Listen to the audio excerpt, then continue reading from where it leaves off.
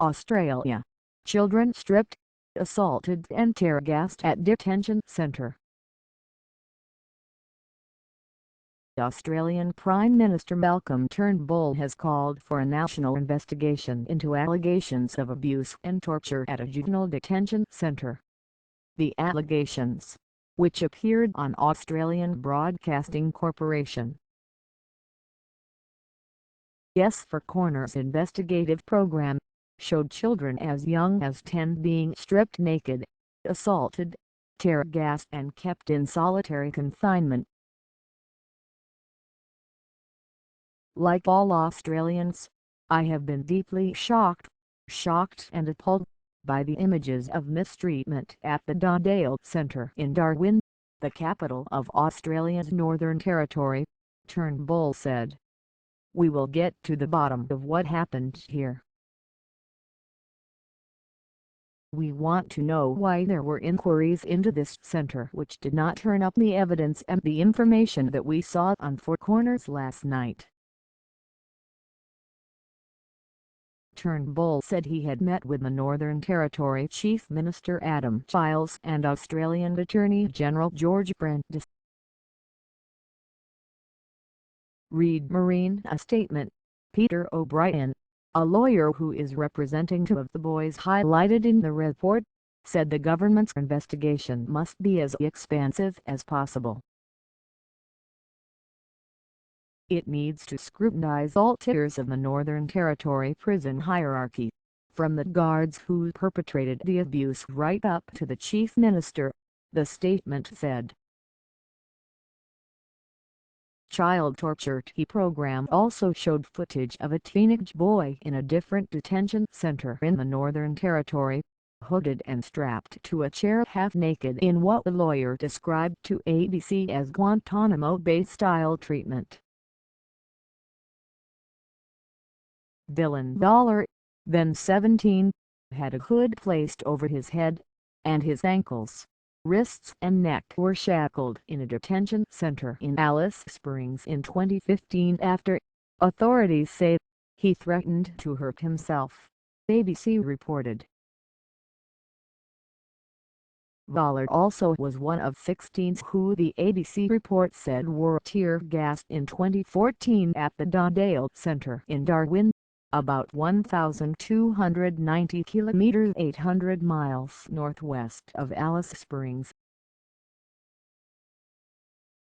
During that incident, ABC reported, tear gas canisters were fired into an area after a boy escaped from his cell. The tear gas affected the escapee as well as 5 boys who still were locked in their cells, ABC reported. Dollar's mother, Joanne Dollar, told ABC last year, after allegations of the Alice Springs hood and chair incident first surfaced, that she believed her son had been mistreated more than once while in custody. Those responsible must be held to account. Gillian Triggs, president of the Australian Human Rights Commission, said the news report showed an inquiry was needed into juvenile detention centres.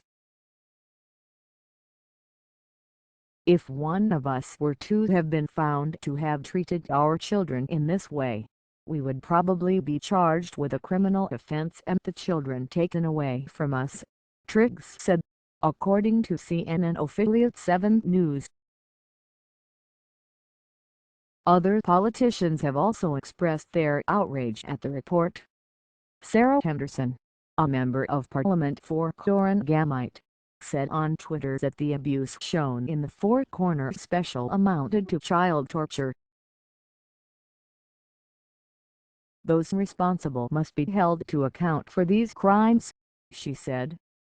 Mick Gooda, Australia's Aboriginal and Torres Strait Islander Social Justice Commissioner, called for the Northern Territory government to be sacked. In a statement, Giles, the Northern Territory Chief Minister, said he had taken over the Correctional Services portfolio, which includes the Dondale Centre, removing John Elferink as minister.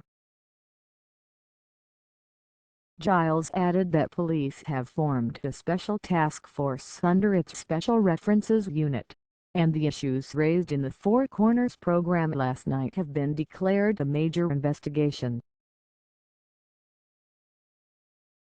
Anybody who saw that footage on television last night on Four Corners would undoubtedly describe it as horrific footage, Giles said at a news conference Tuesday, according to ABC. I sat and watched the footage and recognized horror through my eyes. In a statement, Human Rights Watch said it seemed short-sighted to limit the Royal Commission purely to one facility, and called on Turnbull to order an end to the practice of solitary confinement of children.